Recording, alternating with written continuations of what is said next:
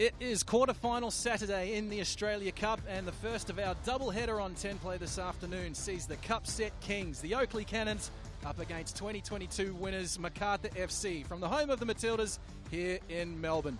Good afternoon, everybody. Robbie Feldman with you. Great to have your company right across Australia. It might well be cold and wet in Melbourne this afternoon, but we have two very exciting contests in store today and the possibility of even more famous upsets.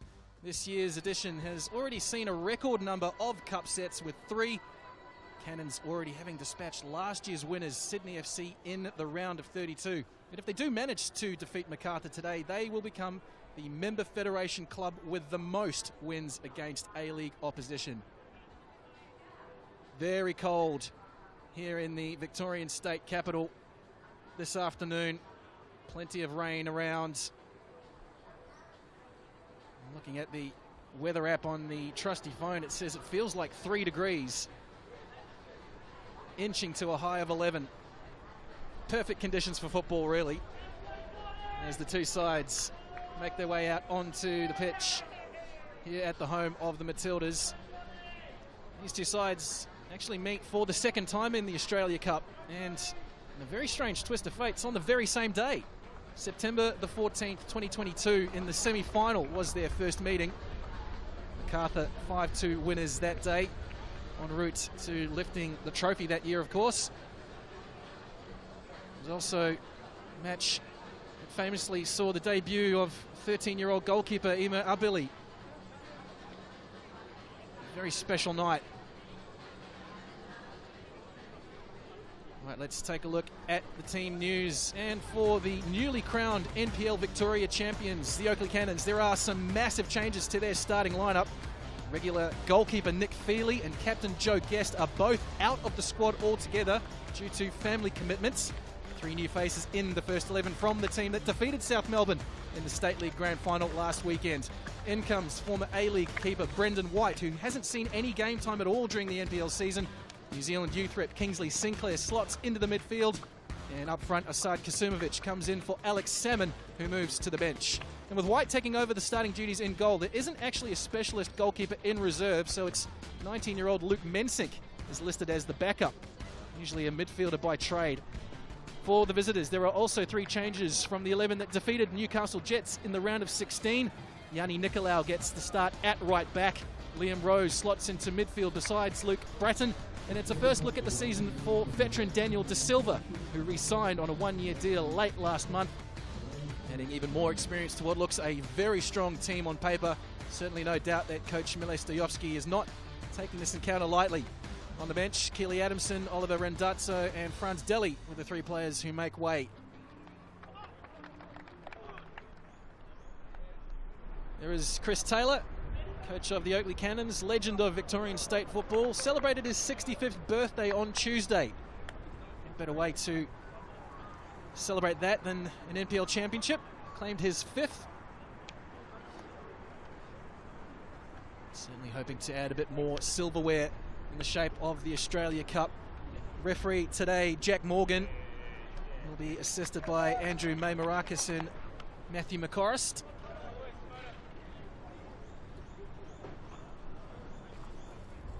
And Mile Stojovski for Macarthur, his 3rd season in charge, and to steer his side to a 2nd Australia Cup title.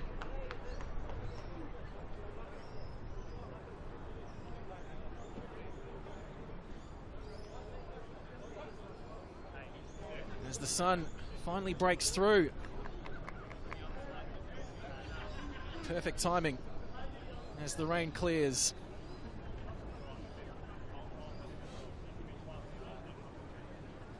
All set to go at the home of the Matildas.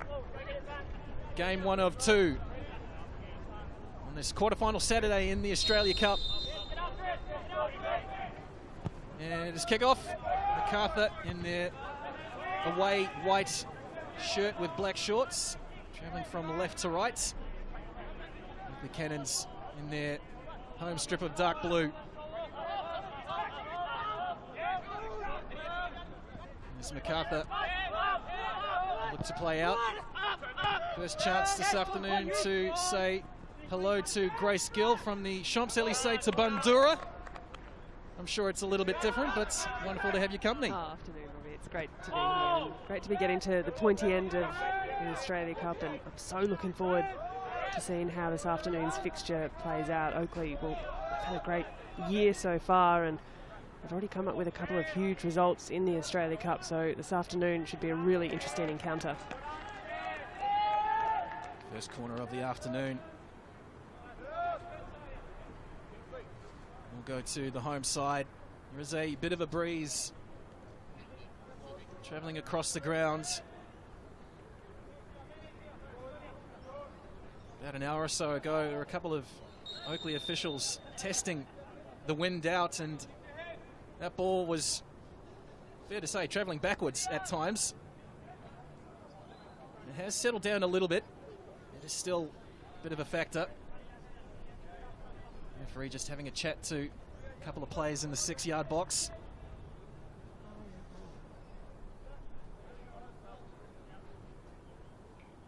Early corner for the Cannons. Crowded 6-yard space. Curto comes, punches confidently. Picked up by Cannons captain for today, Oliver Kubalai. Early ball in. Wiscott clears away. Eventually possession turned over. And Germain is through. The flag has stayed down. Valère Germain, one-on-one. 2 minutes on the clock. And Macarthur FC take the lead. Valère Germain pounces and dispatches it away. Macarthur 1, Oakleigh Cannons 0. Well, it was a poor giveaway in the middle of the park, and an early look, an opportunistic look. It's the leading man, the leading striker for this side last year as well. Makes no mistake, it's a tidy finish, an easy finish into the bottom left corner. Macarthur are up and running with the easiest of finishes that they'll have all afternoon.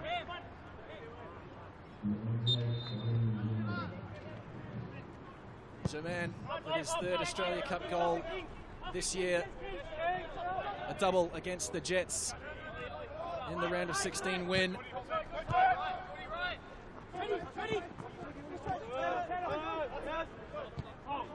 Right before that giveaway, I was about to say it was a confident start from Oakleigh. Again, Drew nearly just had to check his run. Early indications with 3 minutes on the clock. Macarthur looking forward and looking early as well. Yeah, direct. You can see Macarthur the moment they win back possession in the midfield, just looking to turn around this Oakleigh defence, and they've come unstuck a couple of times in that last passage of play. Just the pass through the lines as well was all too easy. But Oakleigh have all but gifted Macarthur a goal in the opening 5 minutes. Certainly not the start they would have wanted.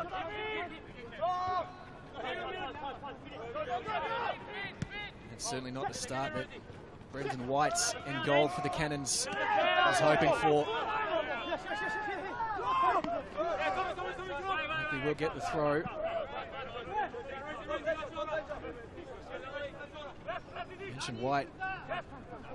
Found minutes very hard to come by in the NPL season. But he is a very experienced goalkeeper, an NPL veteran across Victoria and Queensland. He was NPL Goalkeeper of the Year in 2021 for Peninsula Power in the Queensland competition. You see this again on the replay. Turnover, and then straight away, just looking long early, and Germain has enough pace, enough skill to finish it. Those kind of chances you'd expect Valère Germain to bury, and he absolutely did there. And Oakleigh will be disappointed with that start. A really poor giveaway in the middle of the park, and just handed things over all too easily.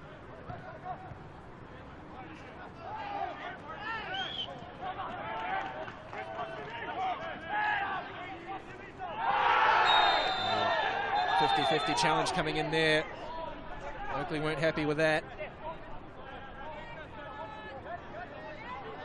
Yakalish has Very strong words to say to Jack Morgan, the referee. It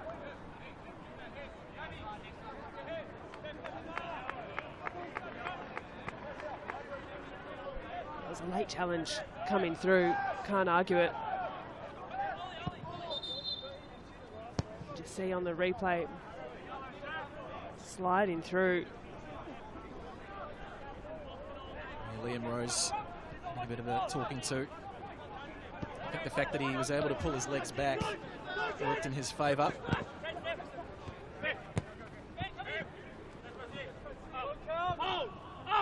It's a neat looking ball through the run of Valentini. Was Cox able to get there? Ball given over by Bratton. Just opened the door slightly for the Cannons. A couple of players slipping over. No doubt the byproduct of all the rain that we've seen, especially in the lead up to kick-off.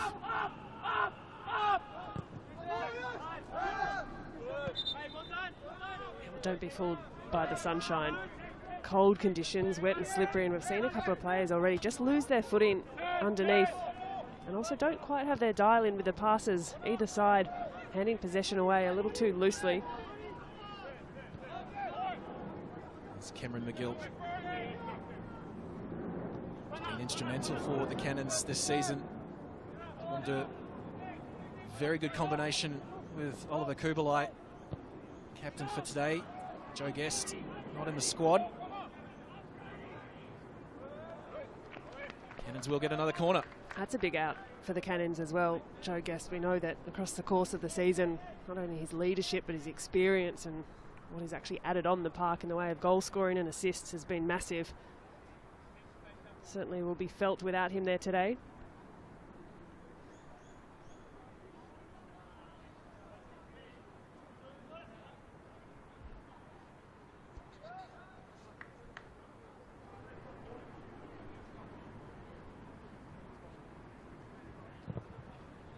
Swung into the back post and Valentini got ahead to it, but foul in the eyes of referee Jack Morgan. So the Bulls will get the free kick. Joe Guest, of course, a former Mike Cochran medalist.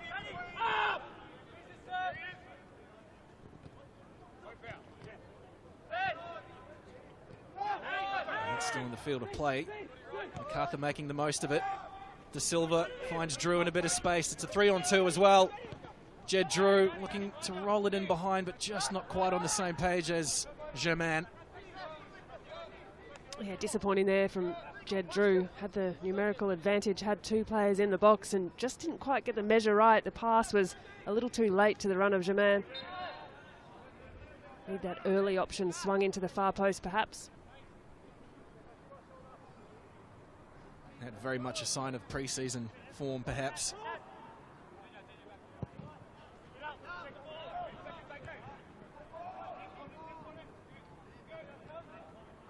Macarthur haven't had too many pre-season friendlies to speak of other than the games that they have played in the Australia Cup. Coming up against a team that is very much battle-hardened. Nearly given away there. Jacob Tratt. If there is ever a thing as a perfect or imperfect time to come up against an NPL side, today would be the case. NPL Grand Final on the weekends. Lovely work by Valentini, winning another corner for the Cannons. And they do come into today on the back of some excellent form. 5 straight wins. Last time they lost was back at the start of August, Doherty Cup final, which went to penalties that day. South Melbourne eventually claiming the honours, but for a side that's gone through a final series in the State League, couldn't have really asked for better preparation for an Australia Cup quarter-final. Ball swung in deep. Looking for Kasumovic, played out wide, first time ball in, and Kurto is there at his near post. Ball given away again. Attacking area, Kasumovic. Can't get it past the Macarthur defence. Breton, possession squeezed out and the shot on goal. Curto down well. Cannons are putting some very good pressure on this Macarthur back line. Yeah, good pressure applied in the final third and not giving up on the opportunity. Fantastically well-fashioned opportunity to get the shot away by Sinclair. And in these kind of conditions as well, you chance it. Challenge the goalkeeper, force a save, you might get something bobbled out. Brody Boyce on the end of a neat 1-2. And it's another corner for the Cannons.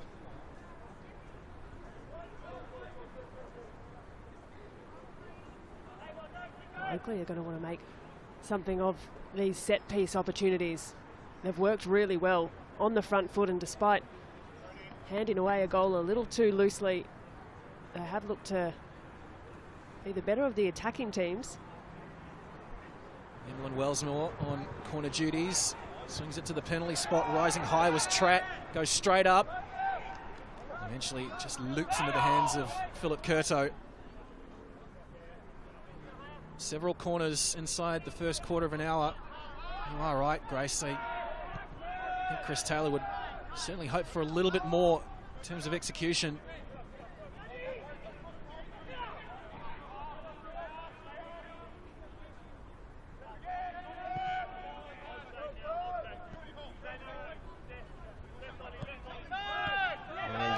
Forward for Germain.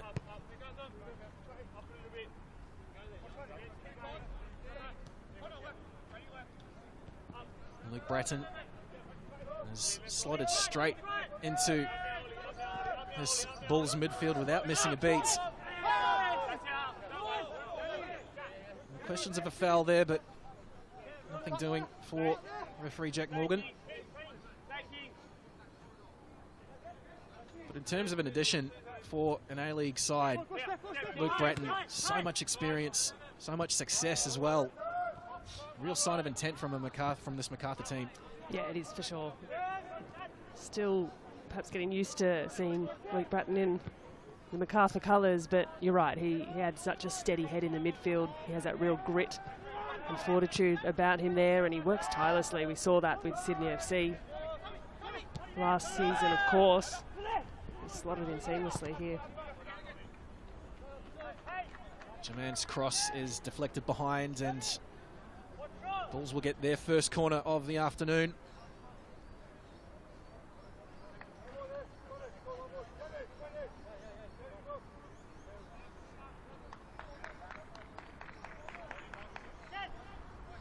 Speaking of additions, Marin Jakalic as well.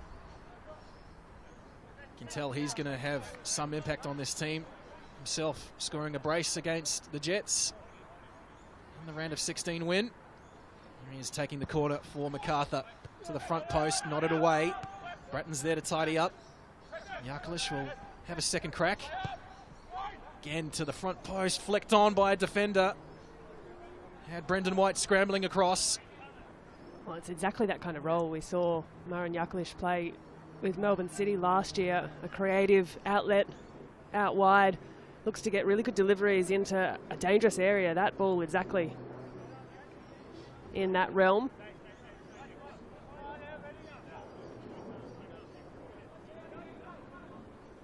Macarthur players gathering just past the penalty spot. De Silva makes the short run. Back out for Jakalic. High looping cross. Goes at the back post. Yeoman will tidy up.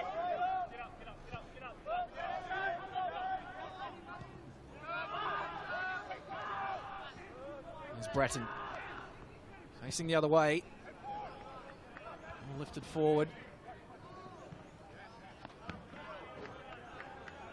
Actually booted into the grandstand.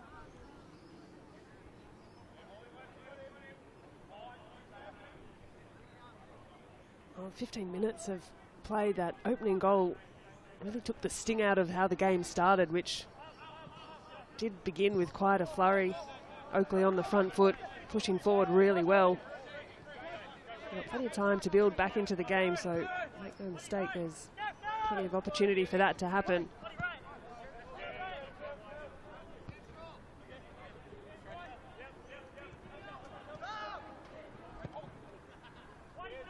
Diagonal ball looking for the run of Jed Drew, but it just skips off the surface.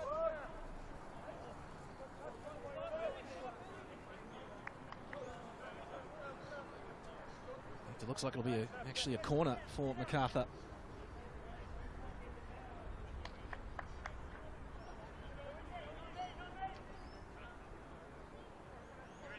Second match coming up this afternoon, the fourth and final quarter-final.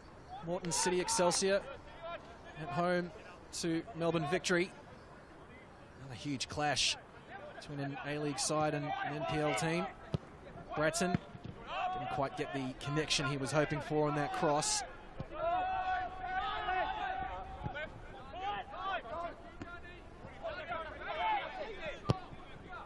Bratton looks up. It's a beautiful diagonal pass. Jaman lays it back. Yarkalish lifting it. Chance still on here. Yarkalish sees his shot blocked. And that eventually rolls out for a throw-in. Wellsmore unable to keep it in play. Oh, after what was a really beautiful passage by Macarthur. Diagonal switch met really well. Nice touches in the 18-yard box as well. Missing everything but the final shot, which I thought Yarkalish was perhaps going to unleash. Almost just a little too cute with that final dink over the top.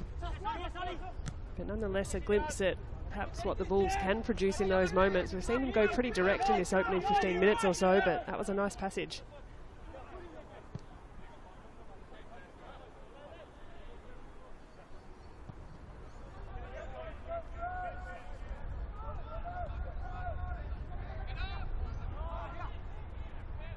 As the wind just starts to pick up.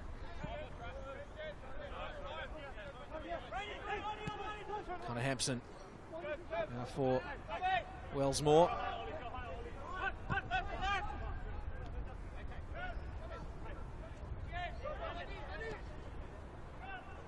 Gilt forced to look back.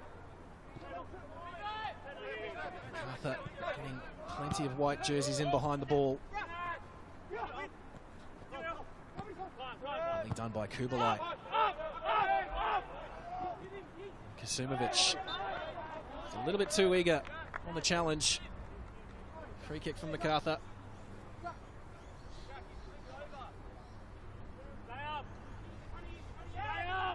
Attacking intent, a good again by Oakleigh. Nicolaus perhaps felt the contact come in and given it a little bit extra.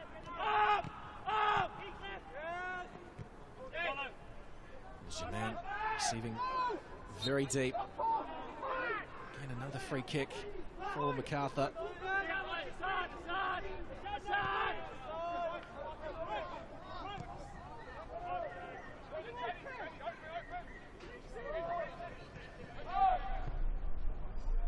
Yarkalish first time looking for Voyager. Again, the surface just a little bit too slick.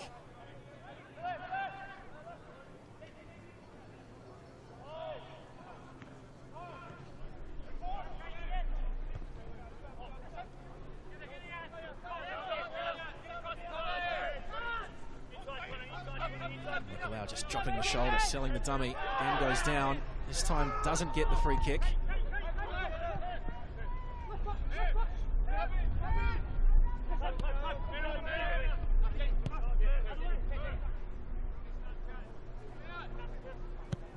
Oliver Kubalai looks forward.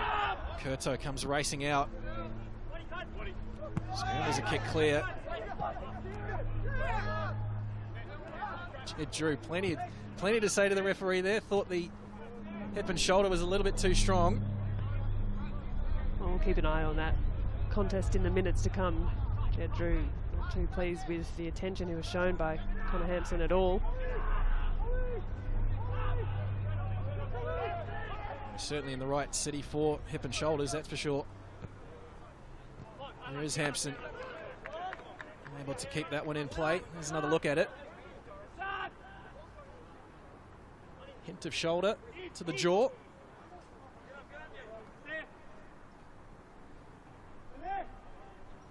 Jed Drew certainly not happy with it.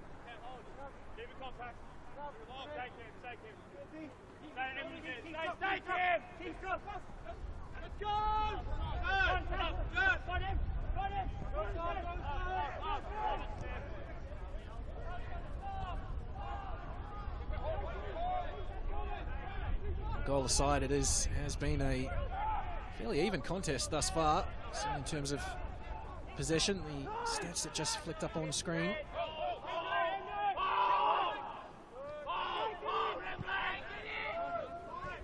Macarthur definitely the side that has settled into their rhythm a little bit better.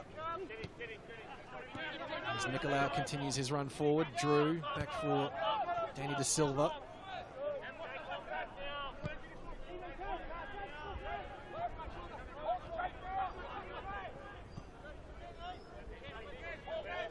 Tommy Uzkop. Now Rose. Germain. Beautiful first time ball. Excellent touch from Drew, but the flag is up. Very close. I think, yeah, just straight offside. How about the touch over the head there from Jed Drew? Pretty special. And it looked like it was going to be a tricky one for him to bring down. He's just left his run a little early. But wouldn't that had been a special moment. That was a nice delivery, first time ball around the corner from Germain as well. I just think there should be a sense of occasion rule brought in sometimes. Skill like that, love to see rewarded. The spirit of the game, something exactly. Like that. Alas, not to be.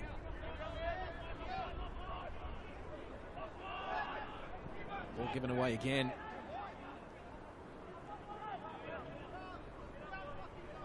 Wellsmore battling away on that right-hand side, is able to fashion a cross. Nodded away by Yeoman.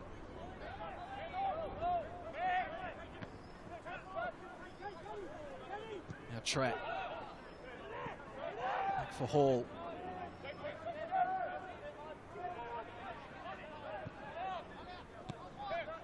Tratt again. Looks up, see the wind just taking control of the ball a little bit there. Nicolau's been left in a heap on the ground. To be a decent contest with Wellsmore. Have another look at it. Yeah, the contact just off the shoulder of Yanni Nicolau. And Wellsmore, well, he's had a pretty fantastic year, and especially the last few weeks with Oakleigh. His contribution across both Australia Cup games and in NPL Vic. One to keep an eye on for sure.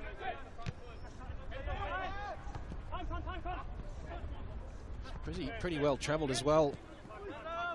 Just 24, former Central Coast Academy player, also with the Brisbane Raw Youth. Stint at the Gold Coast Knights and then the Port Melbourne Sharks before ending up here with the Cannons.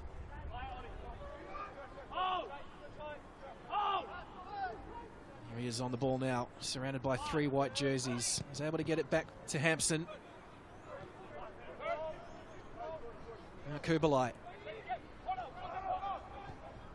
Jordan Hall.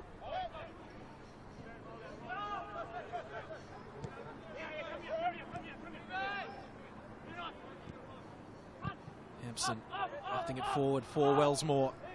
Bit of space in behind Nicolau. Gets the touch. And it is another corner for the Cannons. Well, they're having a bit of joy down this left-hand attacking side, Oakleigh.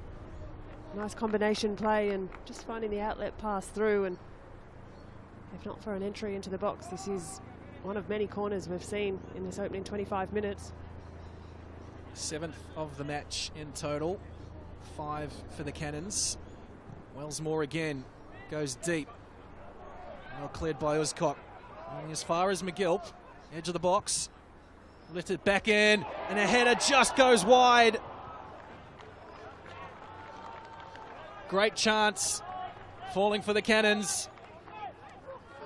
Just couldn't guide it on target.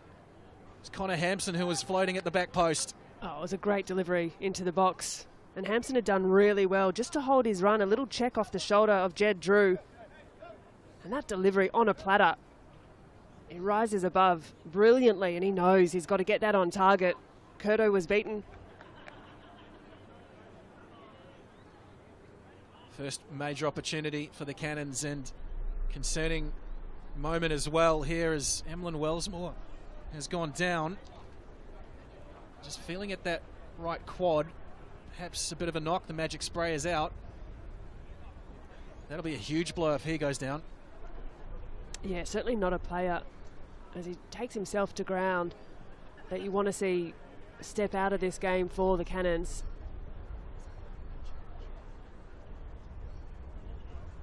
A little bit of concern perhaps over that right quad. We're just mentioning how important he's been to this Oakleigh side.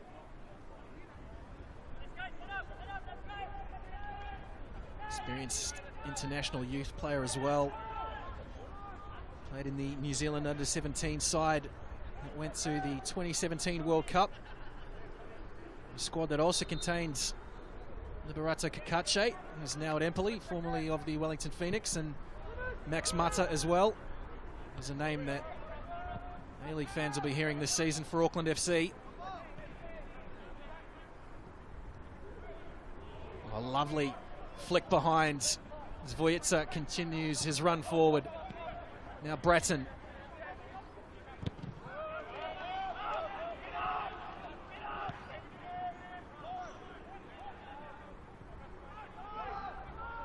McGilp bringing this ball under control, leaves it for Boyce. Rose too strong in midfield again. Bratton looks forward. Vojica does well under pressure. Track clears. And that'll be a free kick for the Cannons. Well, after absorbing just a little pressure there, the Cannons do well under a bit of a shove from Danny De Silva. Nothing too much in it, but enough to slow things down for Oakleigh. For Brandon White to get his foot on the ball. Tough role to come into. As you mentioned, Robbie White not having played a minute across the course of the season behind Nick Feely, who's been excellent for the Cannons.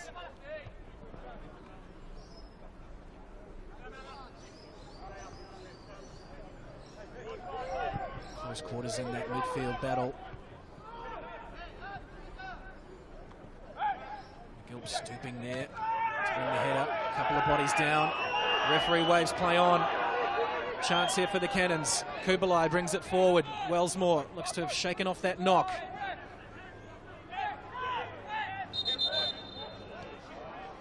And eventually, the referee brings play to a halt. A couple of players down for both sides. Bodies everywhere here in Bundoora. Yeah, I was actually a little surprised not to see play stopped earlier. Luke Bratton went straight to ground, clutching at his head in that previous challenge. He just copped the top of his head, you can see there. There's a bit of an awkward one in the midfield, just the bounce wasn't settling right for either player. That's the moment I thought play would be brought to a halt. But the bounce was just not favouring either side, and coming up about that sort of awkward height where there's a bit of indecision about players using their head or raising a foot. Good to see Bratton back to his feet.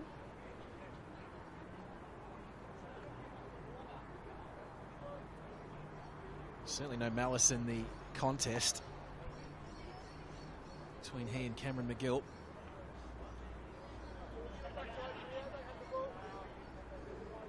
I think it was McGilp himself who was down on the park for a few seconds.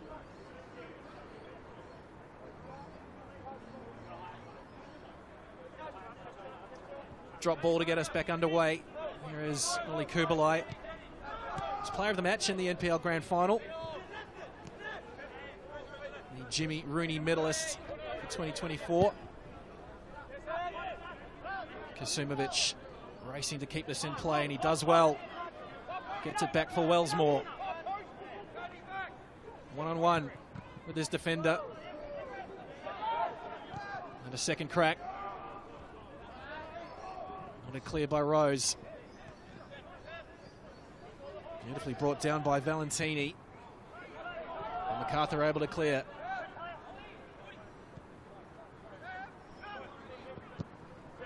Track forward. Now Hampson swings it in, but that's too close for Curto.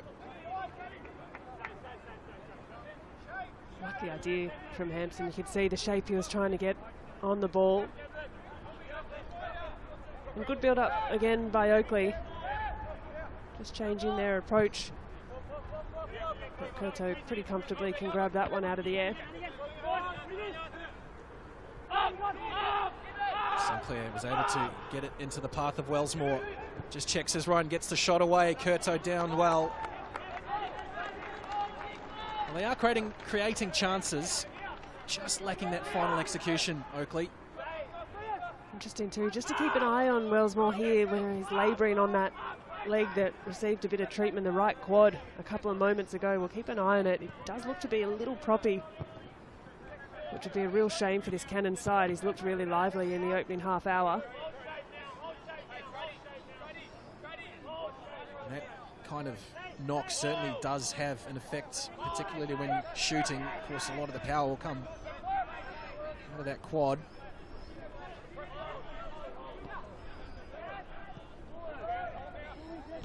Winner of this match today will go on to meet South Melbourne in the semi-final.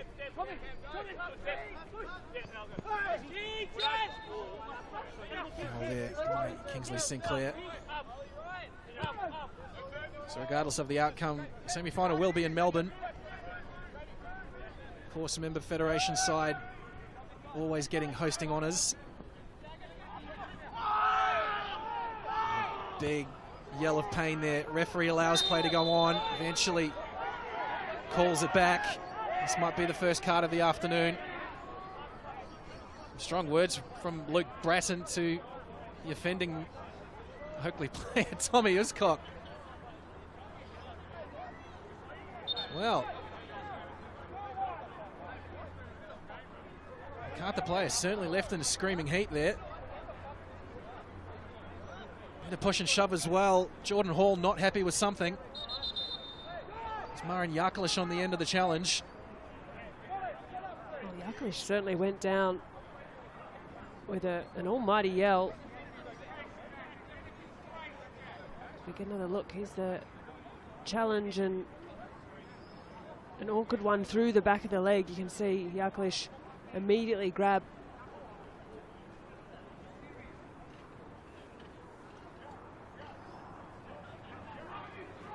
There's Tommy Uscock there, heard words to say with his opposing central defender, Stefan Valentini. Looks like will be the first name in the book.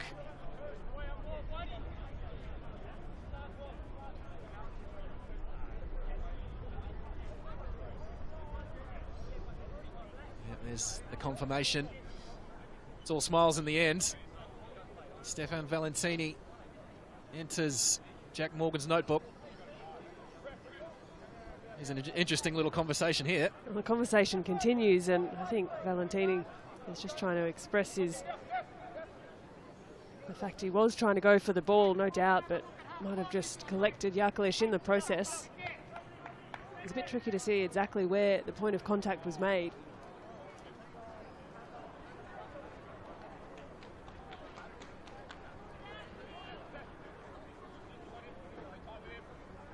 And I think the screams of Marin Yakalish suggest it was more from behind than anything else. Well, nonetheless, Macarthur with the free kick, and Yakalish standing over the ball. All's well that ends well.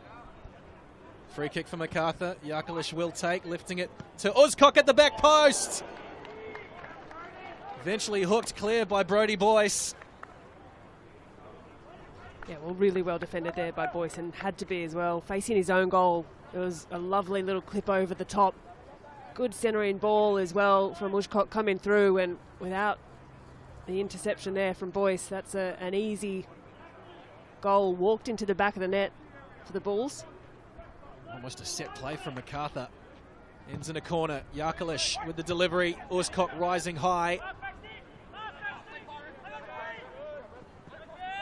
Nicolau, in the face of two dark blue jerseys, loses out.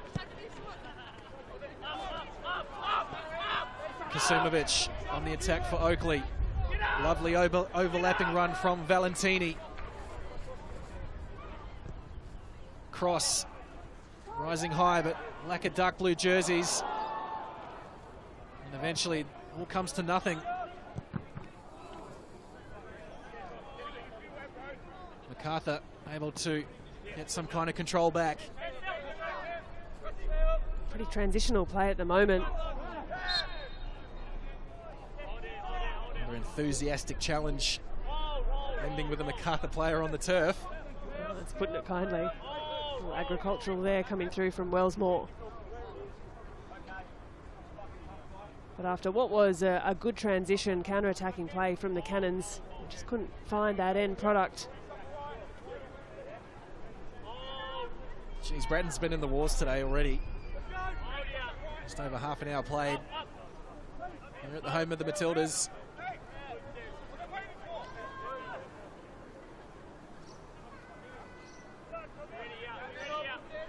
He's one of those players that just seems to always end up with a bit of bandage of some kind, Luke Bratton. Well, there's one thing that's sure about Luke Bratton is that he does not take a backward step for his team. Not afraid to get stuck into those challenges, do the hard work in the middle of the park. Often limps off at the end. It manages to turn up the next week as well. Certainly a great addition. Over 250 A-League games to his name, Luke Bratton. Numerous bits of silverware as well. And eventually, assistant referee waving for the foul. Just get the sense Oakleigh are losing a bit of control here, just in terms of their discipline. Yeah, I was about to say, yeah. Just a little clumsy there from Kasumovic. He's just gone through the back of Matty Yerman and taken him to ground. And as we approach that half-time mark, well, really, these are those big 5 minutes coming up that neither side, neither coach wants to see their team concede.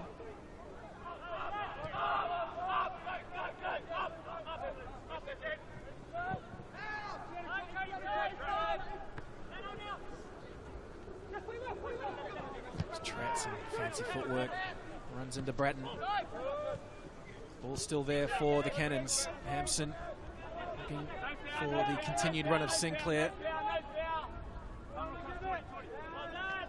And they will get the throw out of it. I like the idea from Hampson. He's just got to be on the same page.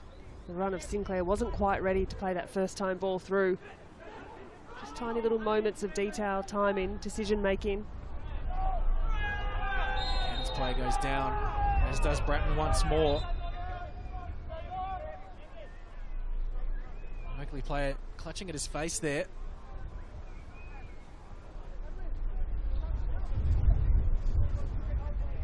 As the conditions just turn for the worse. It's just a stray elbow, or forearm rather, to the face of Kingsley Sinclair. Trailing arm there of Liam Rose, just copping him across the face, and those ones hurt, especially on a cold day. Remembering it's 8-9 degrees at the home of the Matildas this afternoon. A little bit of rain before kickoff, but certainly under cold conditions a forearm to the nose makes the eyes water. Well, it has slightly improved. It was feeling like 3 degrees. It now feels like 5 degrees. If that makes any difference at all.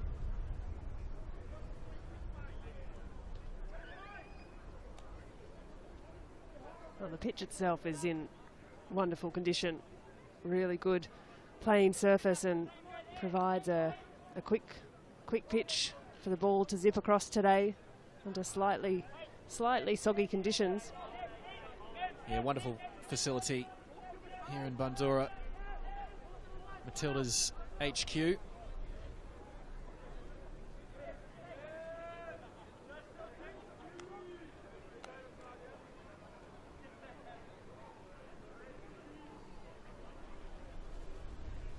2 more spots in the semi-final up for grabs. Who will join South Melbourne and Adelaide United in the semi-finals.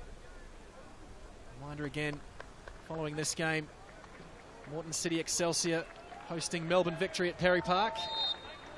Coverage starting at 5:55 Eastern. And Simon Hill and Andy Harper for the call there. Moreton City, of course, gaining a cup set of their own, defeating the Perth Glory in the last rounds against Melbourne Victory, who look a very different side under Patrick Kisnorbo. Intriguing contest awaits at Perry Park.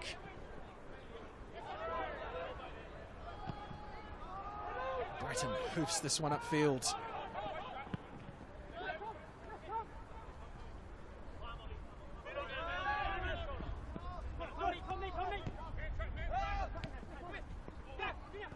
Just turning into a little bit of trouble there, Ollie Kubalai. As De Silva forward for Drew. Can't get around Tratt, but they will get the corner. Oh, an important intervention there from Jacob Tratt. Just little moments in the midfield, Oakleigh trying to play out of pressure and getting themselves unstuck.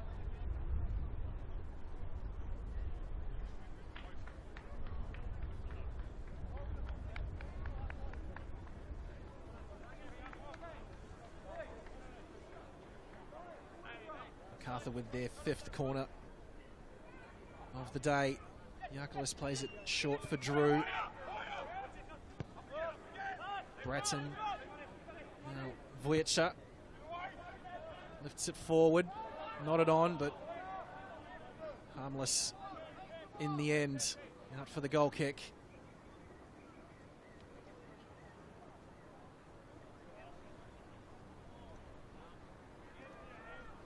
Brandon White's just going to try and tick away the seconds and minutes of this first half. They can hold on to just the narrow 1-goal buffer that Macarthur have over them. There's plenty of work to do into the second 45 minutes. If Oakleigh are to register a record 3rd cup set, they will have to do it from behind. Currently standing at 2 victories against A-League opposition. Apia Leichhardt, Heidelberg United as well, currently with 2 to their names.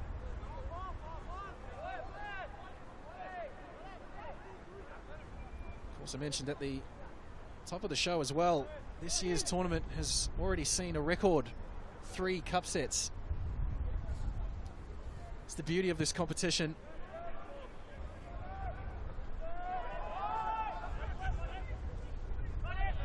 Well, the performance just a few weeks back of this very Oakleigh side against Sydney FC speaks volumes to that.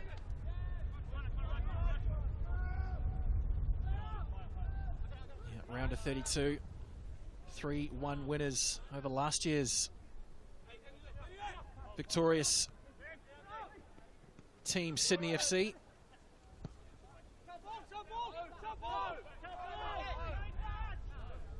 The rain certainly getting quite heavy.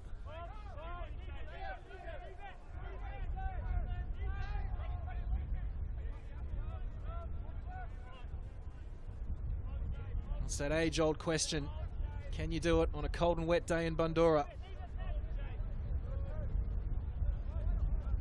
As it stands, Macarthur certainly can. There's Liam Rose. And Jaman wins it back. Here's Drew. Down the right-hand side. There's Nicolau in support. 4 minutes will be added on at the end of the first half. There's De Silva. Just leaves his boot in a little bit too long. With a Kubalai on the receiving end. It was pretty coolly handled by Oakleigh after what was a smooth build-up from Macarthur, but Oakleigh not looking too fussed under a bit of pressure. Well, the Mummy returns, this time in a different jersey number as well, by the looks. Kingsley Sinclair now in number 12. Here's Kasumovic, just has his pocket picked by Luke Bratton.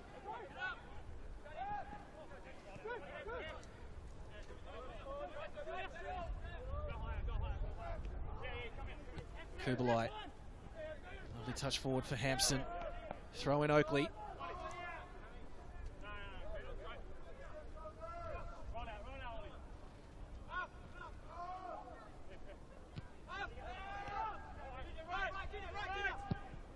Tratt looks long. Ball just holds up in this breeze for Wellsmore, but flag goes up.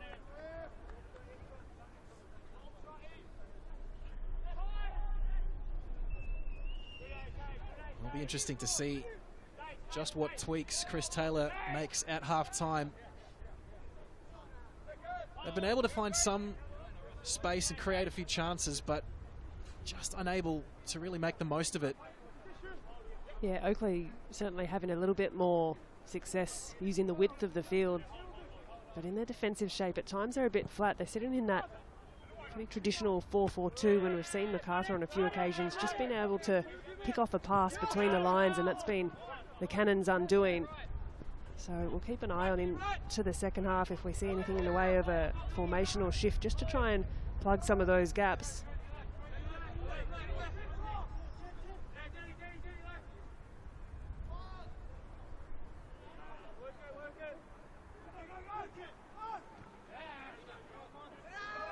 Another throw for Oakleigh. 90 seconds away from half-time. Wilson looks forward. This one will roll through for Curto. On the flip side, I think Mile Stojovski will be relatively happy with what he's seen from his Macarthur team. Of course, that early goal just allowing his charges to settle very quickly. This ball forward for Drew once again. A little bit of space. Tratt slides this one out for the throw.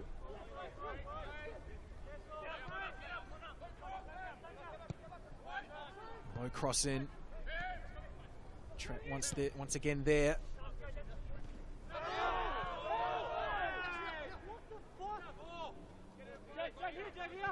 But you're right, I think Mile Stojovski will feel pretty comfortable with this first 45 minutes. That early goal allowed Macarthur just to sit back in and took the pressure really off them to find a goal or really create a goal. That one all but handed to them. Can't take anything away from what was a really neat finish from Valère-Germain. But for large parts of this first half, Macarthur haven't looked like they've panicked at all. And Jack Morgan brings the first 45 to a close. What has been a very tense and tight affair so far at the home of the Matildas. Barely 2 minutes on the clock. Macarthur's captain, Valère-Germain, pouncing on a mistake, slotting it past Brendan White in goal. Half-time at the home of the Matildas. It is Macarthur FC 1, Oakleigh Cannons 0. Time for a break. And on the other side, we will review all the first half action. We'll see you soon.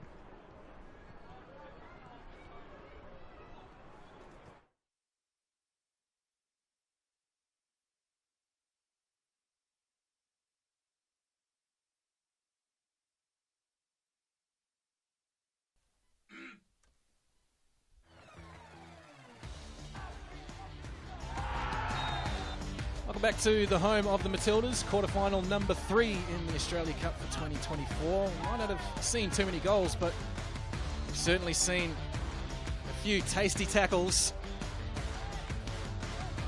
Very willing contest between 2022 Cup winners Macarthur FC and current NPL Victoria champions, the Oakleigh Cannons, but they do find themselves down by a 1-0 after the first 45. Welcome back. My name's Robbie Feldman. Joining me for the call is Grace Gill. Grace, what was your summation of the first 45 minutes? Well, an early goal gifted really to Macarthur, and that would be disappointing for Oakleigh Cannons. And then after that, Macarthur really could settle in and take control, dictate the tempo of the game, but it wasn't without chances. Oakleigh still pushing forward, creating some really good opportunities, using the width well, but just haven't had that final little bit of quality to finish off some of those attacking plays. That early goal, the perfect start for Macarthur FC, happened with barely 2 minutes on the clock. That early ball forward, Valère Germain using his pace. An expert finish from the veteran. Yeah, it was a really neat finish, and as much as he was gifted the opportunity, still had a little bit of work to do, still had to pick a spot, did it really well, did it really coolly, and that's why he is their leading marksman. Cannons, of course, missing a couple of key players in Joe Guest and Nick Feely in goal. We take a look at the stats after the first half, and the numbers tell a very even contest. I think the final third entries is the one most interesting to my eye anyway. It seemed Oakleigh were able to have more relative success going forward, but just lacking that final execution. Yeah, well, one shot on target for Macarthur, one goal in the back of the net, but really final third entries and crosses made, particularly for Oakleigh, speaks to the width that they're using, the way that they're approaching the goal. But otherwise, not too much separating the two sides. It's been a fairly even contest in terms of time on the ball and some of the attacking plays we've seen at either end. Take a look at the chances from both sides. Oakleigh a number of times have drawn a save out of Philip Curto. I think Chris Taylor, coach of the Cannons, just hoping or wanting his side to be a little bit more ruthless. That was the best of the lot, falling for Connor Hampson, ghosting in at the back post. It needs these moments of quality when you need a player to be clinical, and Hampson knew as much and knew how good an opportunity that was. But as we're having a look at some of these options from Oakleigh Cannons, you can really see how effective they were going forward. Just that final shot, the final pass, wasn't quite there for the Cannons, but not for lack of opportunity. And when Wellsmore battling for much of this first half as well with a quad injury, which seems to still be affecting him a little bit. But Grace, if you are in the Oakleigh Cannons camp, what needs to change in the second half? How do they get themselves back into this contest? Well, really, I think the chances are there. We've seen the opportunities just in the chances and the highlights created. It's going to be the moments of quality, those little clinical moments in the final third, finding that little bit of individual brilliance as well. And I imagine we'll see a couple of changes off the bench, just in the way of fresh legs. It was only 7 days ago that they won that final in the NPL Victoria competition. So understandably, a bit of fatigue in some of the guys out there. And on the flip side, if you are Macarthur FC, what, if anything, needs to change if you're Mile Stejovski? At the moment, not too much really. They look measured, they look in control. I imagine we will see some changes, but there's no need in the sort of immediate part of this second half. One more spot remains after this game in the semi-finals. Moreton City Excelsior hosting Melbourne Victory in a very tasty quarter-final matchup at Perry Park in Brisbane. Grace, quick prediction there. Moreton City have had a very successful season of their own in the Queensland competition, but Melbourne Victory look a very good side under Patrick Kisnorbo. Yeah, I'd be a little surprised if Moreton City were to get over the top of Victory in this one. I think Victory just going to have a little too much quality going into this final quarter-final. But the beauty of the Australia Cup is anything can happen, and it usually does. As the rain and the wind sets in as the second half lies in store.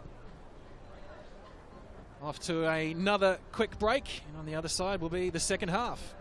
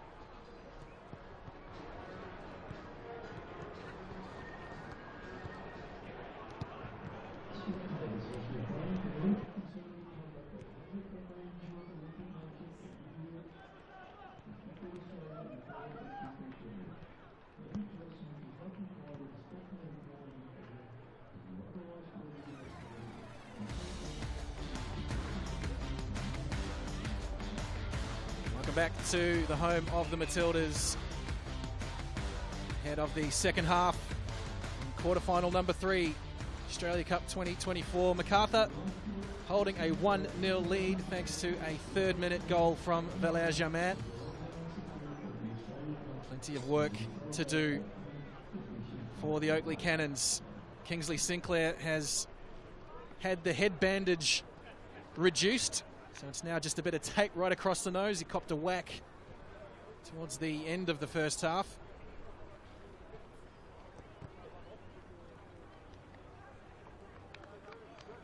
Looks like there may be some changes coming for the visitors. Be Oliver Randazzo coming on.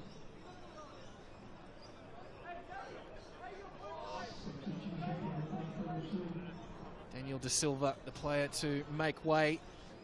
The only change thus far for Macarthur. Oli Randazzo, just 17 years of age, gets a bit more action in the Australia Cup as play gets restarted by referee Jack Morgan. Starters, you mean to go on. Another foul. And another Macarthur player left in a heap on the ground. Liam Rose that time.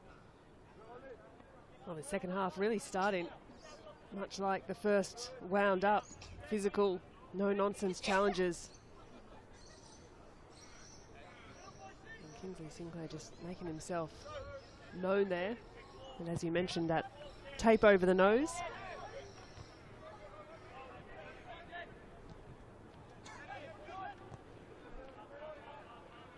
First touch for Randazzo, who was named in the Australian under-20 side by Trevor Morgan. We have some Asian Cup qualifiers on the horizon. Randazzo, one of three Macarthur players named in that squad. Franz Deli and Alex Robinson, both on the bench today as well.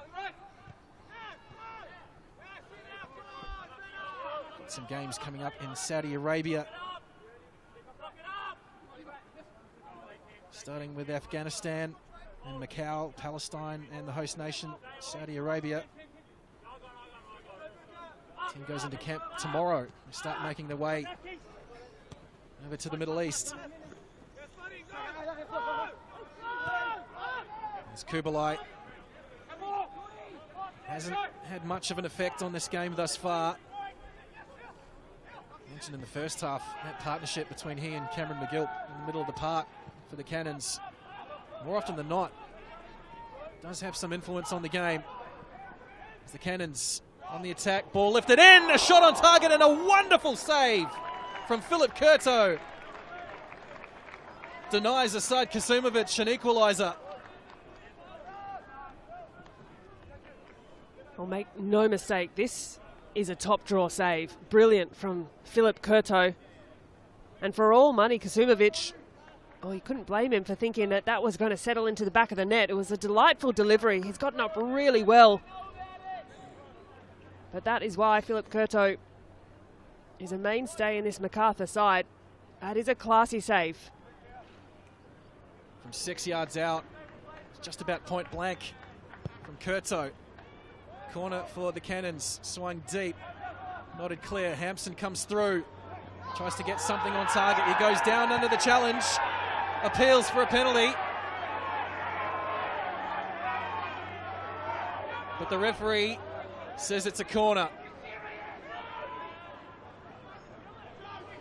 The Cannons players are arguing the point vehemently and look pretty confident in their challenge. They're suggesting that it was Uzkok in that leg there, the upswing underneath. That's what they're challenging. There was certainly contact there. Hate to say it, but you've seen him given.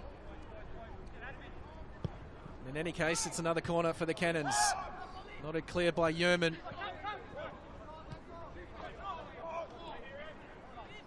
Sinclair off the left boot, swings it in deep. Eventually takes the flick off Nicolau. Corner on the other side. Let's have another look at that save. Brilliant reflexes from Curto. Excellent, Curto, and you can understand the appeals for this one.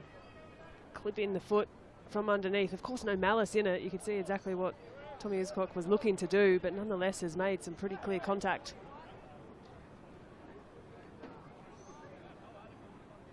From the other side, this time Sinclair swings it in deep. Oh, it's guided on target once again. Rising highest was Steph Valentini. Curto's positioning, excellent once again. Good start from the Cannons. Kasumovic unlucky there, just slipping over. But exactly that, it's been a really bright start from Oakleigh here.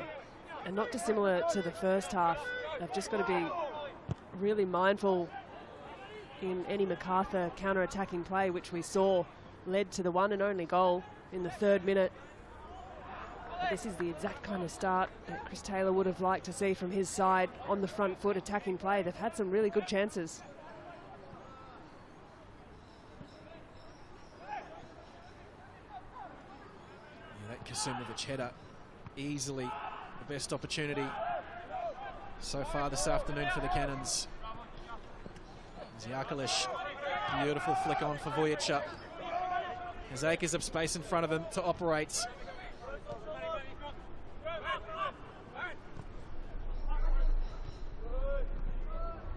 Here's McGilt for Oakleigh under the challenge of Oakleigh.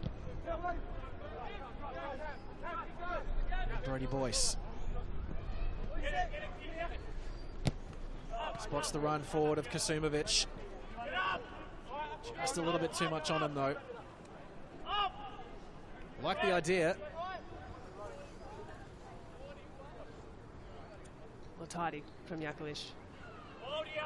You know he's got that creativity about him as well, and he's always a willing runner who works tirelessly in this left full-back side for Macarthur.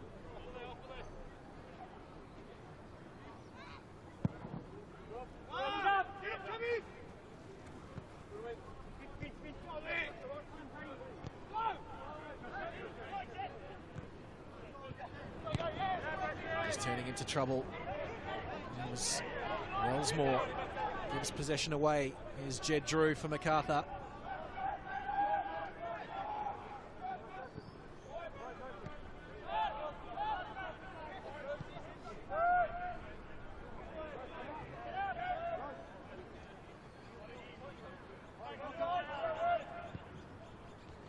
just happy to settle things down. It's nearly a neat little touch from Jaman.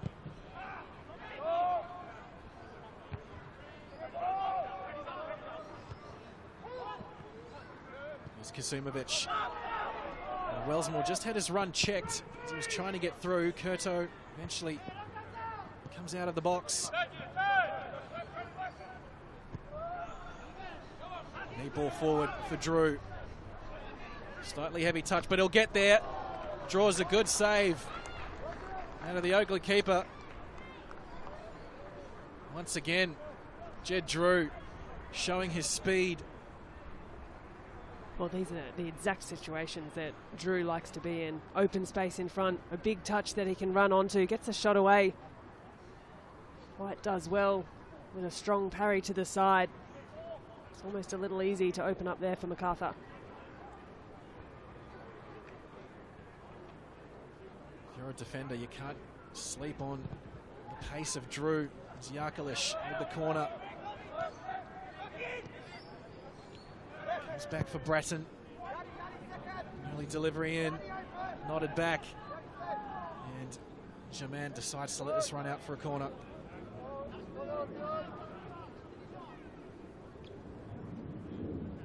The important thing for the Cannons is to not let their heads drop. They had an excellent opportunity a few moments ago. Certainly important that they don't concede here. Another corner from Oakleigh to the edge of the box. Nicolau sees his shot just go wide. Well, the real promise for Oakleigh in this opening little stanza at the other end, they have created some really good clear-cut chances, fashioning some really good opportunities. And on a couple of occasions, it's just the counter-attacking play we've seen from Macarthur that has posed a bit of a threat. But you're right, the Cannons need to keep their heads up. There's certainly more goals in this game yet. It feels that way.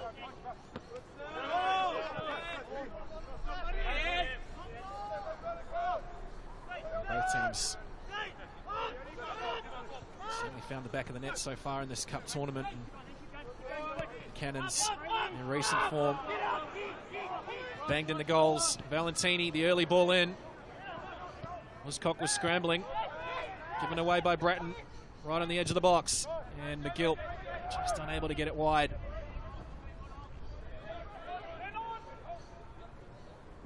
Here's Drew.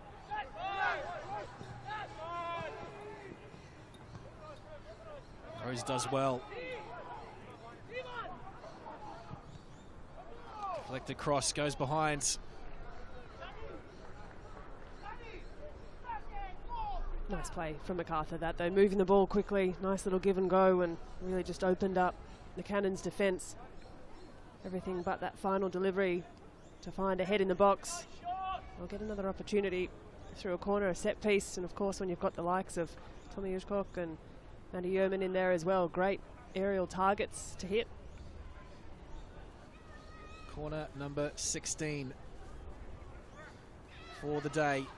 Oakleigh goes short for Drew, back for Bratton. Trying to create some space for the delivery. There's Randazzo.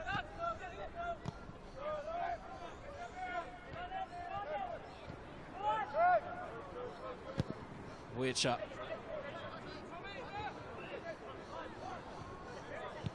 Kubalai takes over for the Cannons. Again, just not valuing possession enough.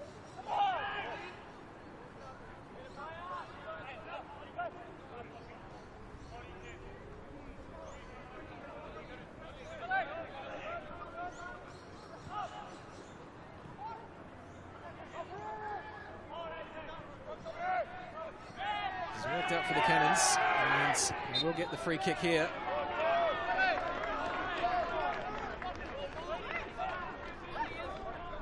Kasumovic, player left on the ground. He plays really well into that hold-up striker, approaches the ball, back to goal, pressure through the back. He's a big frame, Kasumovic, and just invites the pressure and the contact, ultimately leading to this Cannons free kick. Good opportunity to get some numbers forward. A bit of A-League experience as well for Asad Kasumovic. Played 8 games for Adelaide between 2022 and 23. Free kick for the Cannons. Nodded clear. Here's McGill tidying up for Oakleigh. Kubalai, Hampson, early cross. McGill on the edge of the box, trying to get it under control.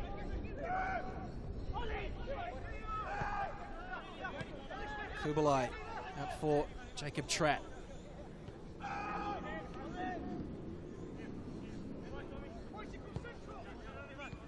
And McGill just passes it straight into Macarthur player. Releases that pressure.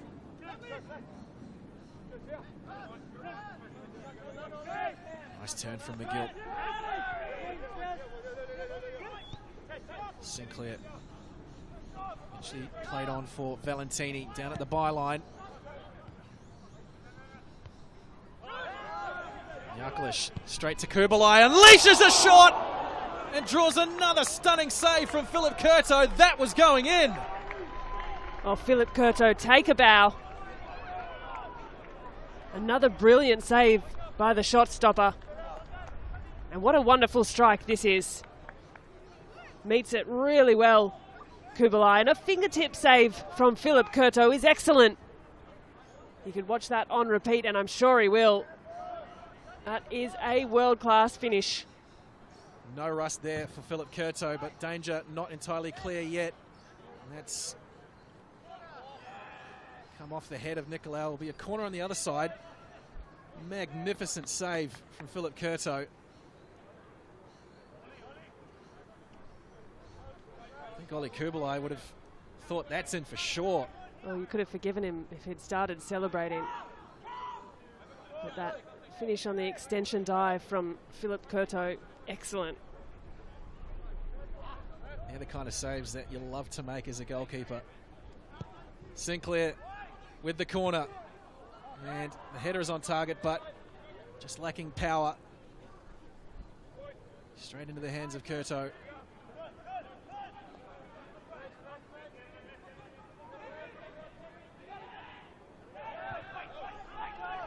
2 big saves for the Polish keeper. And Oakleigh player's gone down once again. Strong claims for a penalty, but Jack Morgan, the referee, wants nothing of it. Interesting one, that, and a little sloppy giveaway in the middle of the park as we get another look. Yeah, I think that's the right call from Jack Morgan. A little bit of contact, you'd say, but not enough there to see an Oakleigh penalty.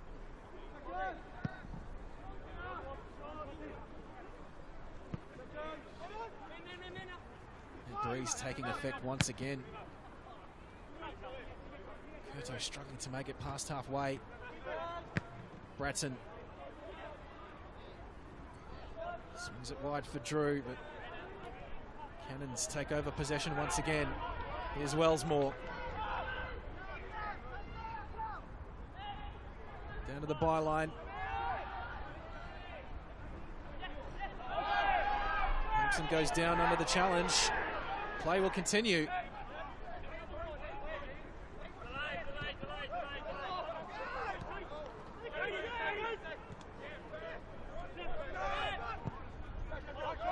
Gilp forward for Valentini.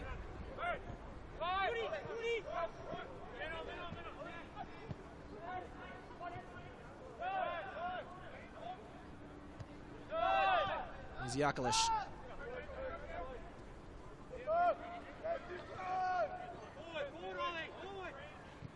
Randazzo. Now Vujacic.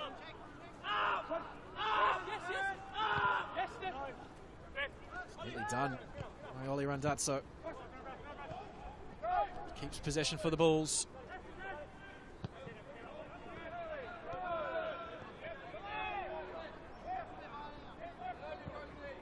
Numbers in possession haven't really changed majorly across 61 minutes that we've played so far today. Macarthur just having a little bit more control of things. Shaban forced back to Uzkok. Loses out under the challenge of Kasumovic. Opportunity opens here for the Cannons. Aside Kasumovic into the box. Another good save from Curto. Here's Valentini. And the Cannons just lacking enough numbers to really make Macarthur pay there. Kasumovic has really come into life in this second half. Looked really energetic, providing really good options, moving forward. Valentini just couldn't get the right connection on that cross. Vujacic is able to clear.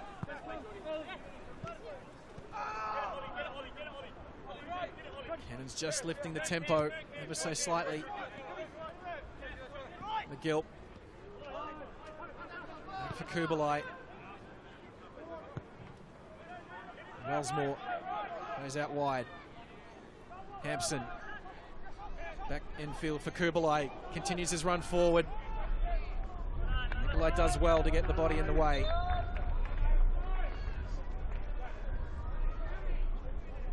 Oh, this is a little look at the last chance. Really great pressure we saw yet again from Kasumovic driving in.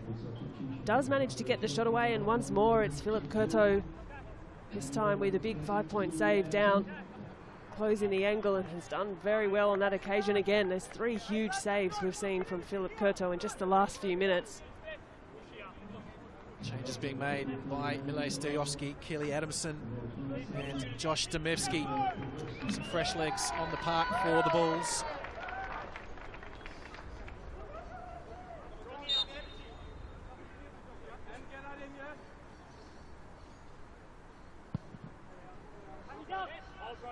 Jed Drew and Yanni Nicolau, players to make way.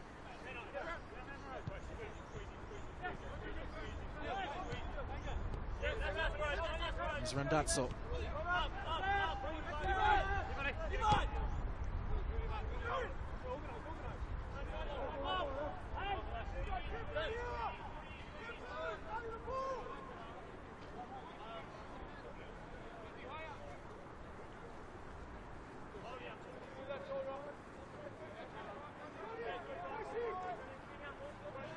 Witcher with the throw for Macarthur.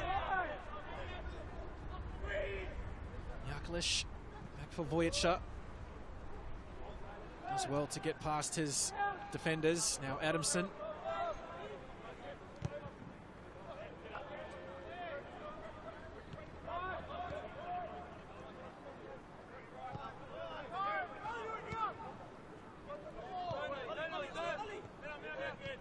Dutzel. Voyager again. Forced to turn back. Bratton and Yeoman. Actually all the way back for Curto.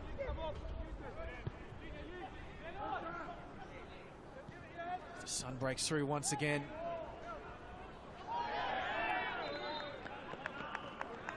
Cannons get the throw.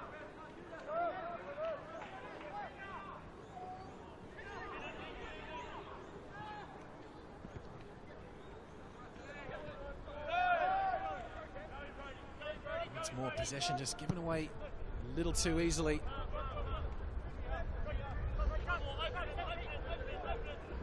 Boyce, Valentini looks to get in behind Voyager. Enters the area and just closes down the space himself and reduces the angle. Cross can only hit the side netting. He's had some good moments, Valentini. Finding good space down the right-hand attacking side for Oakleigh, but on that occasion just can't quite wrap the boot around to deliver the cross. Working hard and still plenty of football to be played. It's Stajovski who's gone to his bench and dug into the depth of some fresh legs. We've seen him brought on, but I wonder at what minute Chris Taylor might start to throw and gamble a little more. It's just a skinny lead they've got, the Bulls. In terms of attacking options on the bench, Alex Salmon, noted goal scorer at NPL level. Sure we'll see him soon enough. Munib Addis as well, certainly capable in the attacking third.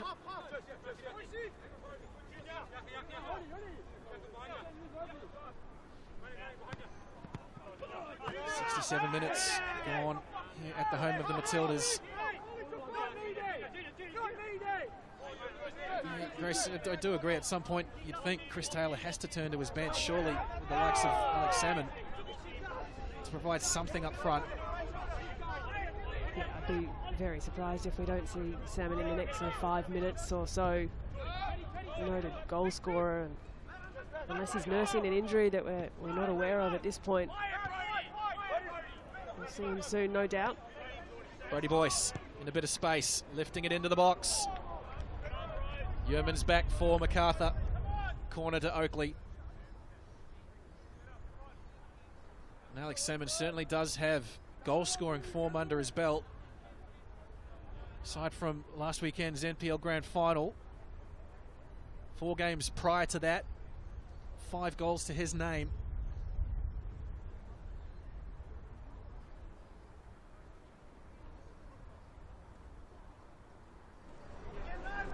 Sinclair with the corner. McGilp on the 18-yard box, lifting it back in. McGilp again. The left foot, this time his shot gets blocked. Might just fall for Valentini. Low cross, Yeoman clears. Tratt comes forward. Scrambled clear by Macarthur. Hampson battling with Keely Adamson.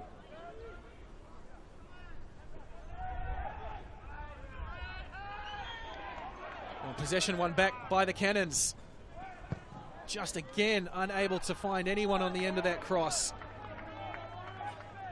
Well, the ball across the face of the goal moments earlier from Stefan Valentini was the moment that the Cannons needed. This one here, they waited 2, 3, 4 players before it was hooked away. He's looked really lively. This one just not having quite the venom it needed to zip across the surface.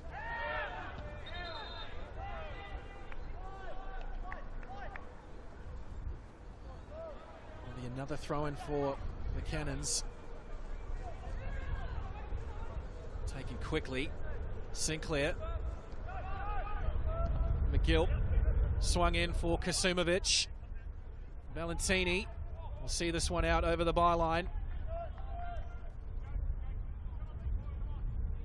Once more, a corner for the Cannons.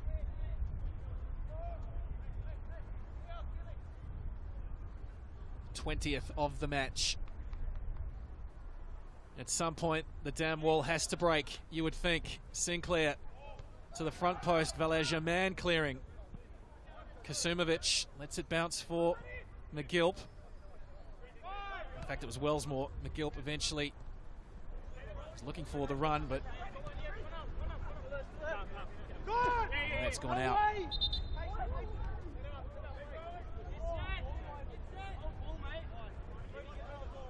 20 minutes remain here at the home of the Matildas. No change to the halftime score. Third-minute goal for Valère-Germain, the difference thus far.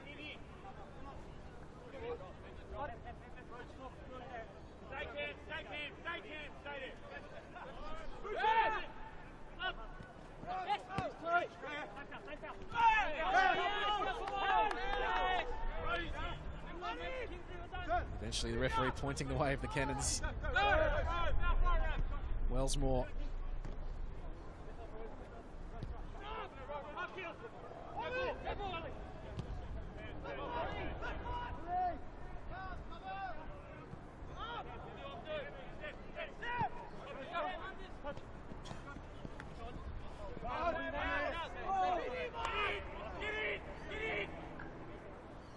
Fair to say the Cannons have enjoyed a pretty comfortable spell in their attacking half.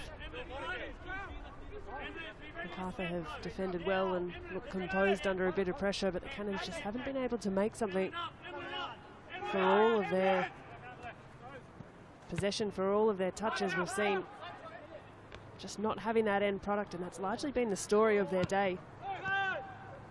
Here's Randazzo. Now Germain. Adamson.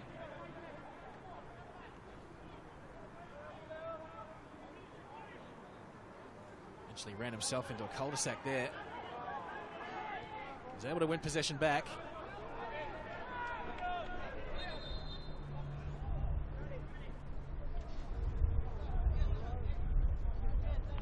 Fourth substitution for Macarthur. Be another Australian under-20 rep to come on, Franz Deli. In place of Liam Rose, so a straight swap in midfield. He's another exciting young talent, Franz Deli. Fairfield Hotspurs junior. Signed his scholarship deal with Macarthur in March. Starter in both previous cup matches this year's tournament.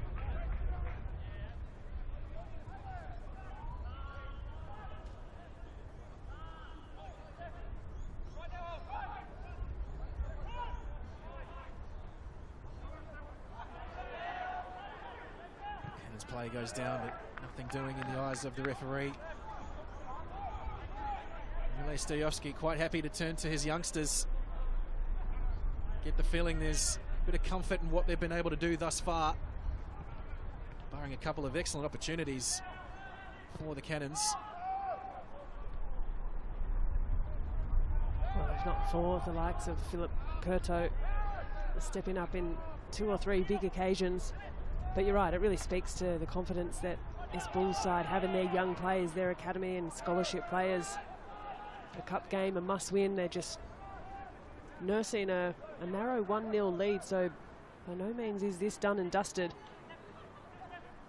You still just get the sense that Chris Taylor might turn to his bench and needs to. Boyce lines up the shot. It's deflected behind. The gap just open for a fraction of a second there.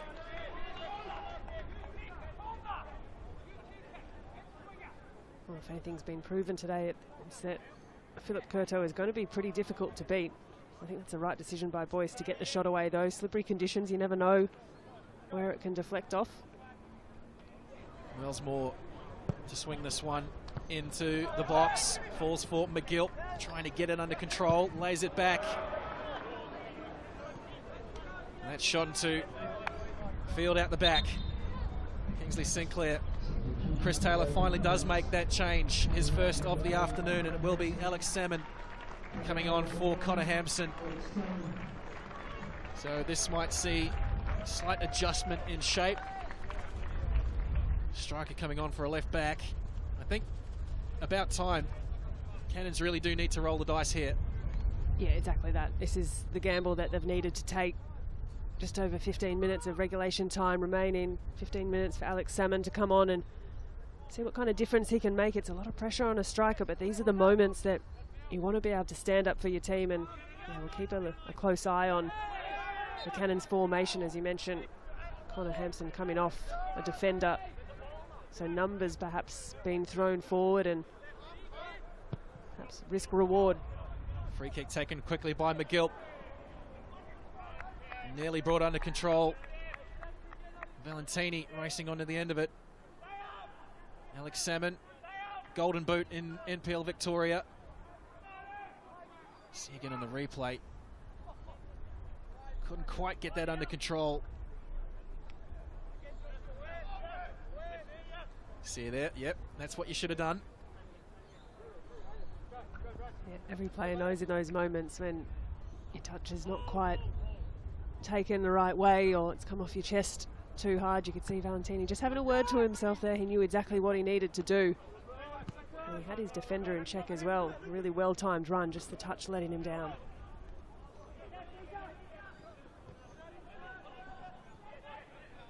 So Salmon has taken up position at the very top of the attack. Kasumovic has slid out to the right-hand side here.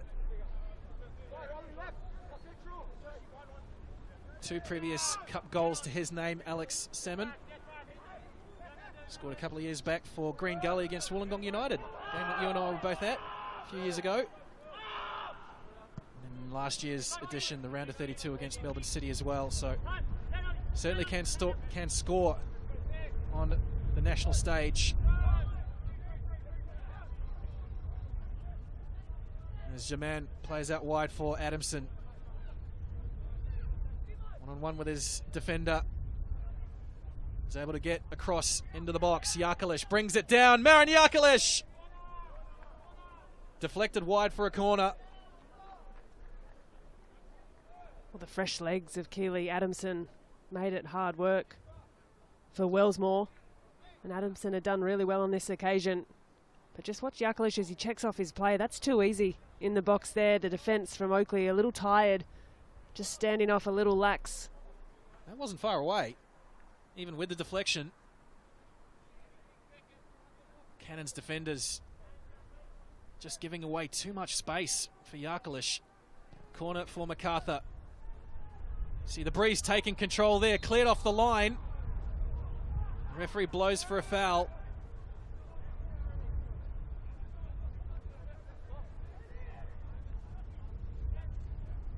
The conditions still proving to be a handful. Big sigh of relief there for Oakleigh.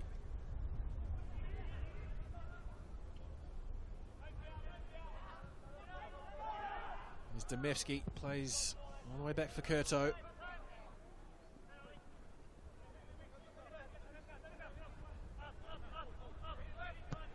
Witcher looks up, looks long. Yarkalish uses the body. No foul, says the referee. Yarkalish down to the byline, lifts the cross in, diving header away.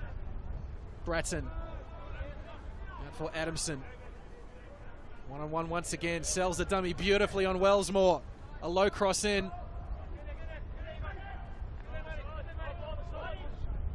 That may have come off a Cannons player last.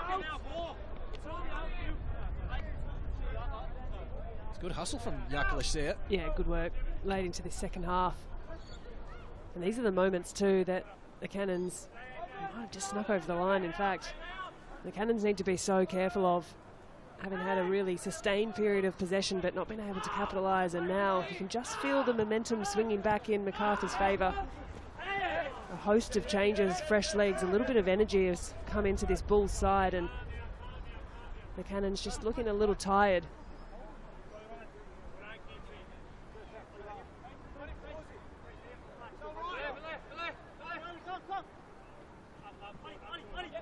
played a lot of football recently, the Cannons.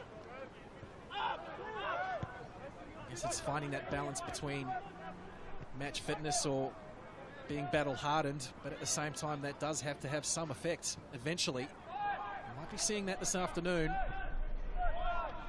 Chris Taylor has only made one substitution thus far. 10 minutes remaining in this match, plus added time. Oakleigh forward for Vojica. But clear by Tratt.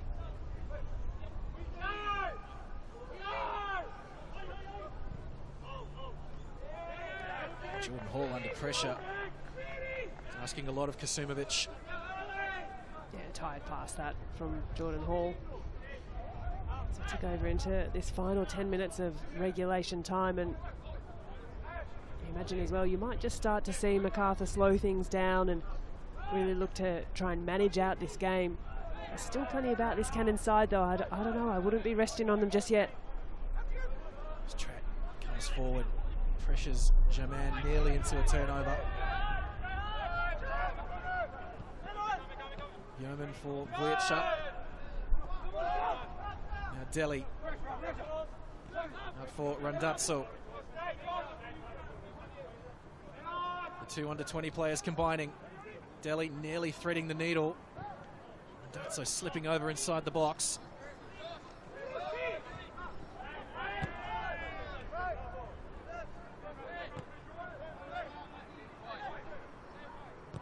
Germain swings it out for Adamson. Good dummy from Germain. Looking to combine with Randazzo.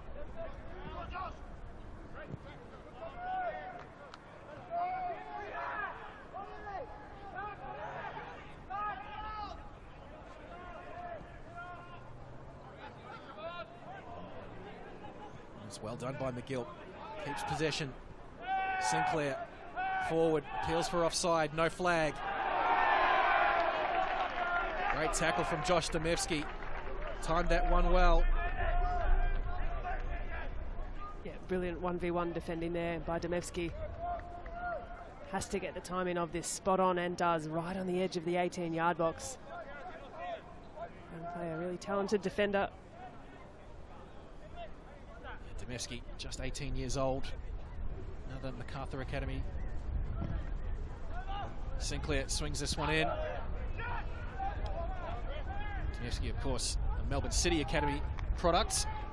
Made the move up this year. And another young prospect who's able to make the step up into a senior side.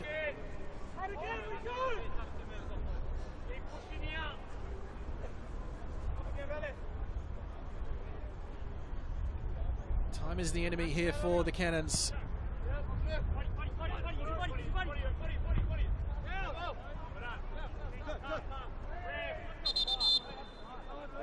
And that's sneaky move from Marin Oakleigh, but the referee right on top of that, yellow card. Just the second entrance into Jack Morgan's notebook today, first for Macarthur.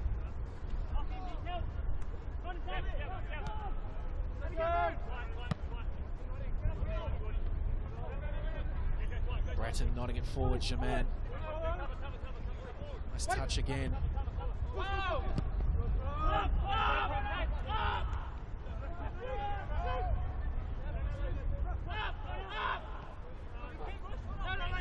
That's great composure from Macarthur. Bratton, Delhi, really tidy touches in the middle of the park.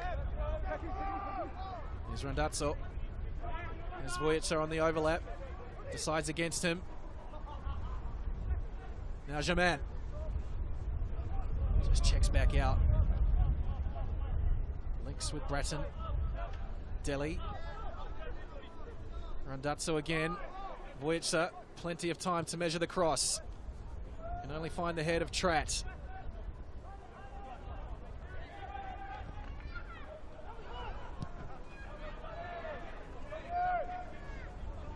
As has been the case all day this afternoon, Oakleigh just haven't been able to connect, really create any kind of pressure on the counter-attack. Far too often those final third passes unable to connect with the dark blue jersey.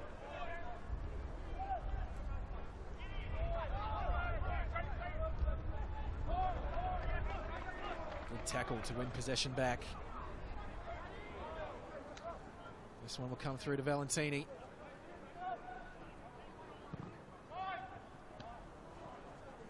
Another cross too close for Curto. Almost looked promising off the boot. Again, just didn't quite have the wraparound, and it was good pressure by Luke Bratton. Both sides still working hard, and when they do go forward, Oakleigh is still looking dangerous. There's good energy shown by individual players, but just a general fatigue that settled into the legs of the Cannons team. And you mentioned it, Robbie, just the one change for the Oakleigh side. We've seen Alex Salmon come on, but hasn't really gotten himself involved in play.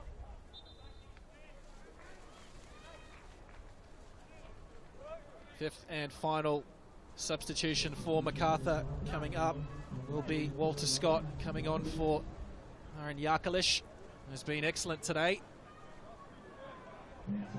Second change for the Cannons will be Max Bassetto on for Saad Kasumovic, who has had a very good afternoon himself. Had one excellent opportunity saved point blank range by Philip Curto. Well, again, it's Mile Stojowski who's comfortable to bring on a young player for the likes of Marin Yakalish, who has been really sound this afternoon. But this is a big 5 minutes coming up for Max Bassetto. What kind of impact can he look to create? As the Cannons on the charge, once again they get the bodies in behind.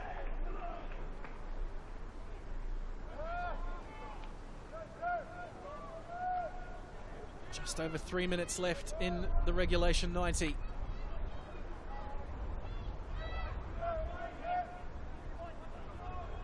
It's been full of running all afternoon. Valentini. Sinclair once again. It's a tired looking corner. Bodies go down inside the box. The wind has picked up once again. Really buffeting right across the pitch here.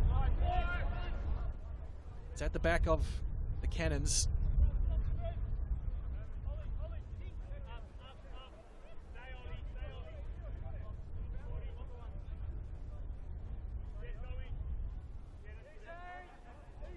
As things stand, I think Chris Taylor and his Chargers will look back on this game. I think what might have been.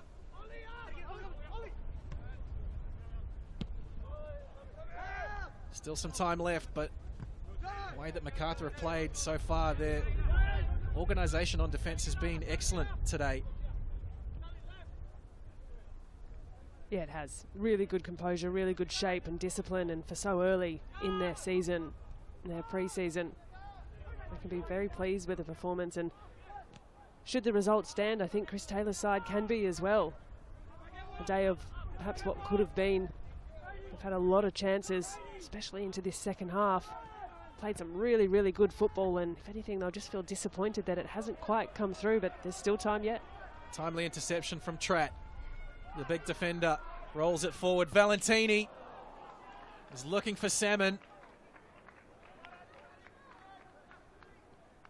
For the 16th time today, the Cannons will get the corner. Well, he's run hard, really hard into this second half. Stefan Valentini. Defended well once more by Macarthur. Sinclair. It's a better looking corner, but the breeze carries it into the hands of Philip Curto. Has been outstanding today. The Polish keeper. 3 cup clean sheets to his name. Last one coming in the final against Sydney United back in 2022. And Dutso nods it forward. Walter Scott battling away with Boyce.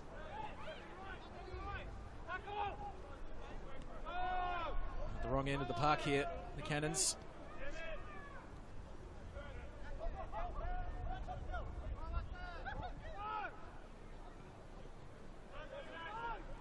Gilp under pressure. There's the foul.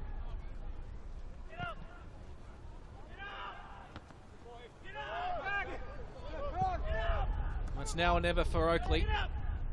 Should be a few minutes of injury time, but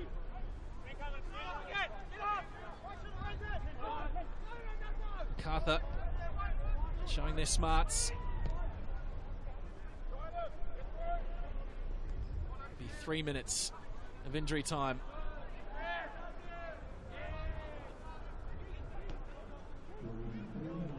I think that will be the biggest thing for Milestejovski, is just that defence, the organisation, the scrambling.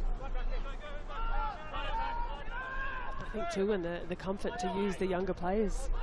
Players coming in, new signings, academy players who have stepped up and really not looked out of place at all coming into this second half. Bratton and Vojica looking to slow things down.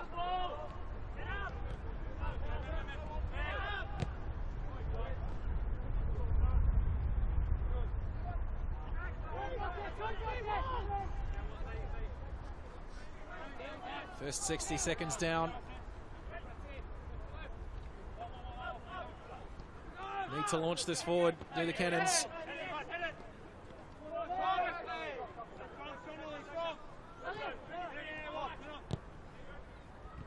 Jaman, Adamson. Walter Scott heads for the corner. Now it's Randazzo.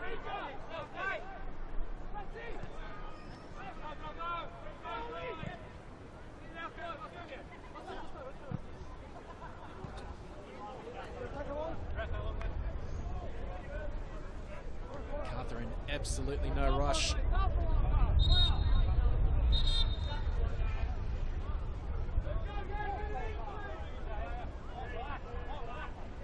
South Melbourne lie in wait in the semi-final.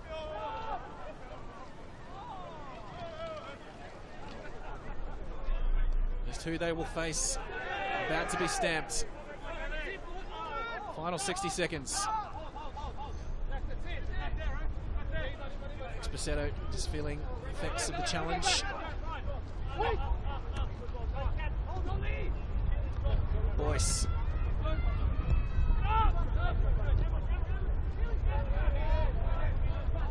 Tratt eventually gets things going forward. Valentini cuts back infield.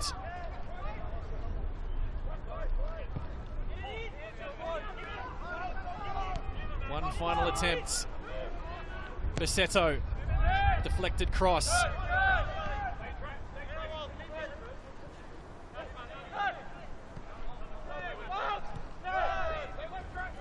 And that might just do it. It does. Macarthur FC are through to the semi-finals of the Australia Cup for 2024, where they will face South Melbourne. A very professional match from the professional side. Milestejovski very happy with how things played out. Valea Jaman scoring the only goal of the match after just 3 minutes. Unfortunately for the Oakleigh Cannons, the champions of Victorian NPL, their run comes to an end. Full time at the home of the Matildas, Macarthur FC 1, Oakleigh Cannons 0. Well, Grace Gill, how do you sum up what you've seen today? I think Macarthur, as I said, very happy. The professionalism of the result, getting them through. Oakleigh Cannons, unfortunately, just lacking that bit of quality. Yeah, I think that's exactly it. Macarthur just a cut above in terms of quality, clinical finishing, and a really well-managed game after what was an early goal. They just looked composed for, well, the duration of the game, and Oakleigh, for all of their dominance at times as well, just couldn't find that finishing edge that they needed. They can hold their heads very high. So no cup set here in Melbourne. One match still to play. So one more opportunity. Vile Stojovski, no doubt, very satisfied. Did name a very strong starting 11. What I think may well be very close to what we see run out in round 1 of the A-League. Luke Bratton at his effective best once again in the heart of midfield. We'll take a look at the highlights of the game. The only goal after just 2 minutes on the clock. Village-Germain, one-on-one. Absolutely no doubt about how this was going to end up. Yeah, cool, calm, collected from Village-Germain, and there's a reason why he's our top goal scorer from last season. There's a reason why at 34 years old he can still run out a full 90 minutes plus. And he worked hard this afternoon. This goal aside, he had some really good touches, some key moments in the Macarthur's attack. Perfect start for Macarthur. Just allowed them to settle into the game very early on. Look at the stats after full time, and on paper, very even contest. Cannons getting more shots at goal and shots on target. But I think as the match wore on, they just played too many tough games and they ran out of legs and weren't able to convert any of those chances. Yeah, and they'll be frustrated by that as well. For all their hard work, unable to find that finishing touch, and a lot of action down the wings and the width rather, but just not able to nod home, in large part as well due to Philip Curto, who was fantastic between the sticks for Macarthur this afternoon. You mentioned Philip Curto. 2 outstanding saves in goal. Certainly no pre-season rust there for the former A-League goalkeeper of the year, denying Asad Kasimovic on that occasion. And then this. Hard to pick which one's the save of the match because they were both brilliant. Truly world-class saves from Philip Curto, and we see there's 7 saves for the game. At the other end of things, Brendan White had just the 1 to make. So it speaks to the kind of action we saw from Oakleigh and the chances that they did create. But Philip Curto, well, if that's not sending a statement to the league, then I don't know what is. He was fantastic this afternoon. Has consistently been one of the best in the A-League, Philip Curto. One more spot in the semi-finals remain. Will it be Moreton City Excelsior, the NPL team from Queensland, or will it be Melbourne Victory, which looks a very new outfit under Patrick Kaznorbo? Probably the form side of the Australia Cup coming up at Perry Park. Join Simon Hill and Andy Harper for the call there as Macarthur celebrate their place in the Final Four. Grace, what do you think is going to happen in this next match? You mentioned it just before the start of the second half, but certainly it's almost Everest before a ball's been kicked for Moreton City. Yeah, it's a steep hill to climb for Moreton City. I think it is going to be Victory, who are a little bit too strong, and perhaps if this afternoon's fixture, this one, is anything to go by, it's the professionalism of the A-League sides that just find that finishing touch that we saw this afternoon. Well, that game coming up in about an hour's time. Coverage from 5:55, but that will do us from the home of the Matildas. Macarthur survive and advance to the Final Four. On behalf of all the